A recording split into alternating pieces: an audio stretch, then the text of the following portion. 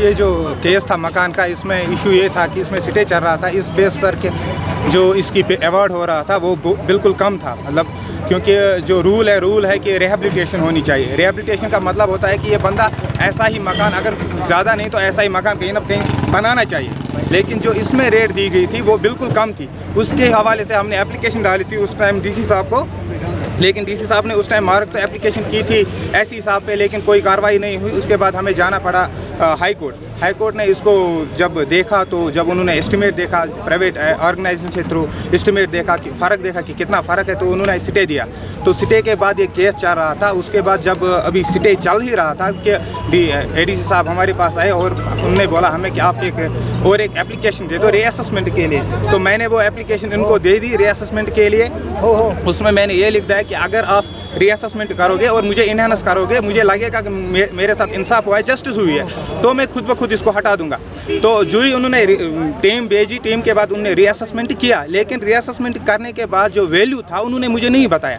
तब तक लगभग 20 दिन हुए कि उस वैल्यू को बताना था उन्होंने कि कितना हुआ क्या हुआ, वो उन्होंने नहीं बताया। दूसरी बात, तब तक कोर्ट में भी केस चल ही रहा था, तो कोर्ट ने ऑर्डर दिया, इसको ये ऑर्डर है अभी हमारे पास, कोर्ट का ऑर्डर है कि इसमें आर्बिट्रेशन कर दो। तो आर्बिट्रेशन जो हो रही है वो हो रही है सेक्शन 3G 1956 जो रूल होता है ये रोड का जो रूल है उसके अकॉर्डिंग होती है। उसमें आर्बिट्रेशन में ये हो रहा है कि उसमें दोनों टीमों को, दोनों मुतरिफ को बुलाना पड़ता है जो आर्बिट्रेटर होता है। पहली बात ये कि मुझे पता ही नहीं आर्बिट्रेटर कौन है। दूसरी बात ये कि आर्बिट्रेशन हुआ ही नहीं। तो कोर्ट का ऑर्डर ये है ही नहीं कि इसको डिमोलिश कर दो। कोर्ट का ऑर्डर है कि ये आप देख सकते हो कि ये इस पे लिखा है, कोर्ट के ऑर्डर पे ये लिखा है कि इसमें आप डिस्पोज ऑफ हमने केस किया। तो केस जो डायरेक्शंस ये दी गई है कि आप इसमें आर्बिट्रेशन कर दो। डायरेक्शंस डीसी साहब को दी गई है कि आप आर्बिट्रेशन कर दो according to section 3G of the act of 1956 without any further delay. ये डायरेक्शन हुई है। तो डीसी साहब को आर्बिट्रेशन करानी थी पहले, लेकिन उन्होंने आर्बिट्रेशन नहीं की। ना हमें पता है ना कुछ पता है, ये सिर्फ ऐसे ही आ गए। तो उन्होंने किया कि हम इसको डिमोलिश करेंगे। मैंने अपने जो एडवोकेट मेरा है, तो क्योंकि वो अभी यहाँ नहीं आ नहीं सकते, वो दूर के हैं, तो मैंने उनको फ़ोन किया, उनको मैंने बताया। तो उन्होंने क्या किया, उनको मैंने बताया, उन्होंने ये बताया कि ये उतार नहीं सकते, इनको नहीं उतारने, क्योंकि उनको बोलो आप मुझे कोर्ट का ऑर्डर दिखाओ। ये मुझे ऑर्डर दिखा रहे हैं डीसी साहब का ऑर्डर, क्योंकि डीसी साहब को इसके साथ था ही नहीं अभी कुछ। ये कोर्ट का ऑर्डर दिखा है कि जिसपे ये लिखा हो कि आप इसको डिमोलिशन कर दो। तो डिमोलिशन का कोर्ट का ऑर्डर था ही नहीं। कोर्ट का ऑर्डर सिर्फ है कि आर्बिट्रेशन कर दो। तो आर्बिट्रेशन होती है रूल के अकॉर्डिंग। जो ये कानून दान है, खुद बोल रहे हैं हम कानून चला रहे हैं, लेकिन गैर कानूनी काम हो रहा है। जो अभी ये इन्होंने डिमोलिश किया ये बिल्कुल गैर कानूनी है, क्योंकि ये रूल के अकॉर्डिंग हुआ ही नहीं। मुझे आर्बिट्रेशन का पता ही नहीं। दूसरी बात ये कि अगर ये बिल्कुल कानून के हिसाब से थे, ये मेरा फ़ोन है, अभी 1 घंटे के बाद मुझे फ़ोन थमाया गया वापस। अगर ये बिल्कुल लीगल थे तो मेरा फ़ोन क्यों लिया? अगर ये लीगल थे तो मैं अपने वकील साहब को फ़ोन कर सकता था, मैं किसी और को फ़ोन कर सकता था, लेकिन उन्होंने मेरा फ़ोन लिया, अपने पास लिया, ये ऑर्डर कॉपी थी अपने पास रखी, अभी ये इन्होंने वापस दे दी मुझे। तो अगर ये लीगल थे, अगर ये इनका जो ये प्रोसीडिंग अभी था ये सारा लीगल था, तो इन्होंने फ़ोन क्यों नहीं इन्होंने ले लिया? मेरा फ़ोन भी रख लिया, मैं किसी को फ़ोन नहीं कर सकता। तो ये बिल्कुल जो इन्होंने काम किया, ये बिल्कुल सारा कुछ इलीगल हो रहा था। ये सारा कुछ इन्होंने इलीगल किया है, इलीगल वे में इन्होंने इसको डिमोलिश किया, क्योंकि इनको पता है कि हम अभी इनके पास मौका है, हम अभी डिमोलिश करके जाएंगे, फिर देखते हैं कि केस चलता रहेगा। तो आज ये दिन है, मैं कहूँगा ये ब्लैक डे है कानून के लिए, जस्टिस के लिए। जो जस्टिस हम बोल रहे हैं, जिस जस्टिस की हम पूजा ये कर रहे हैं कि हम जस्टिस का बोल रहे हैं, लेकिन ये उस जस्टिस के लिए आज ये ब्लैक डे है। क्योंकि आपको इन्फॉर्म किया गया था कि आज इसकी डिमोलिशन हो जाएगी? मुझे ये इन्फॉर्म नहीं किया गया था। मेरे पास सुबह जब यहाँ पर आ गए तो नायब तहसीलदार साहब आ गए थे। तो तहसीलदार साहब ने बोला कि हमें आज इसको डिमोलिश करना है। मैंने बोला सर आप मुझे ऑर्डर दिखाए।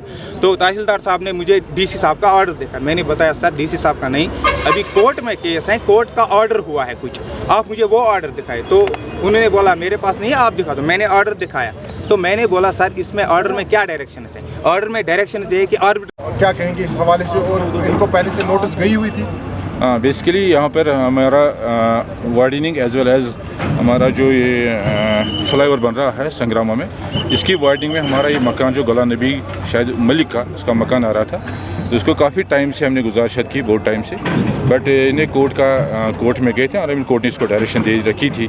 एंड उसके बाद ही फिर सब्सिक्वेंटली हमें वर्दी डिप्टी कमिश्नर से डायरेक्शन आई है कि आपने इसको एविक्शन करनी है, सो दैट जो हमारी रिक्वायर्ड हमारी जो विड्थ है हमारे संग्रामा हाईवे के लिए एज वेल एज जो हमारा यहाँ पे फ्लाईओवर बन रहा है एंड हमें इसको इविक्ट करके हमारा तहसीलदार मेरे साथ है, ये उसको हैंड ओवर कर देगा हमारे जो इसके बीकन अथॉरिटीज़ है हाईवेज़ की, ताकि आपको कि माशाल्लाह अच्छा यहाँ पर फ्लाईओवर बन जाएगा एंड साथ ही साथ के हाईवे की वाइडनिंग हो जाएगी। रहा सवाल इसकी इनके नोट्स में, इसको हमने पहले बता रखा था, आज से करीबन 1-2 महीने से इसको हम काफ़ी कॉरस्पॉन्डेंस में थे एंड 2 दिन पहले मैंने खुद इनको अपने पास बुला के खुद मैंने इसको बता दिया था 24 घंटे में बेहतर है खुद ही निकाल दे तो ज़्यादा बेहतर है।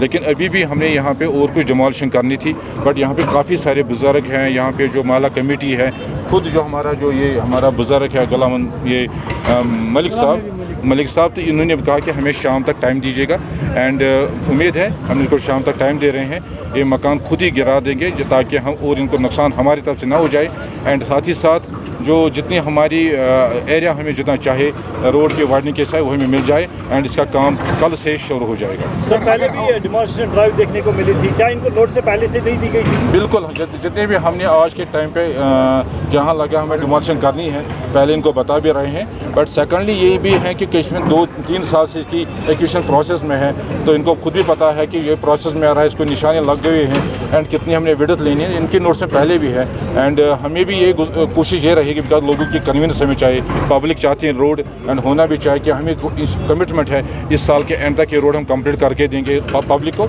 एंड उम्मीद है कुछ बॉटल नेक्स थे 2-3 जगह पे उनको सबों को हमने निकाल दिया, इविक्शन कर दिया, ये लॉस था एंड आज ये भी हो गया। इंशाल्लाह उम्मीद है हम बारामूला के डिस्ट्रिक्ट को and not only Baramulla district को कुपवारा को इनको अच्छा रोड मिल जाएगा। अभी भी कुछ लोगों ने खुद ही ये मकान या बाकी दुकानें हैं वो नहीं तोड़ी गई है, तो उनको क्या मैसेज रहेगी? बेसिकली मेरी सबों से ये गुजारिश रहेगी, टाइम अगर कहीं पे हमने टाइम दिया है कि ये खुद इसको निकाल देंगे, खुद डिमोलिश करके जो उसमें एरिया आ रहा है जो एक्वायर्ड एरिया है जो उनको इंजीनियरिंग डिपार्टमेंट को देना चाहिए, बिकॉज इंजीनियरिंग डिपार्टमेंट आज रात दिन काम कर रही हैं, यही हमारा 3-4 महीने हमारे वर्किंग सीजन है, नवंबर जाएगा तो फिर हम मैकडम नहीं डाल सकते, तो हमें सबों की गुजारिश ये होनी, जितने भी स्टेक होल्डर्स हैं हमारी ये कोशिश ये रहनी चाहिए कि हम जल्द से जल्द कि लैंड जितना भी एक्वायर्ड एरिया में आ रहा है इसको हैंड ओवर कर देंगे इंजीनियरिंग डिपार्टमेंट को एंड इसकी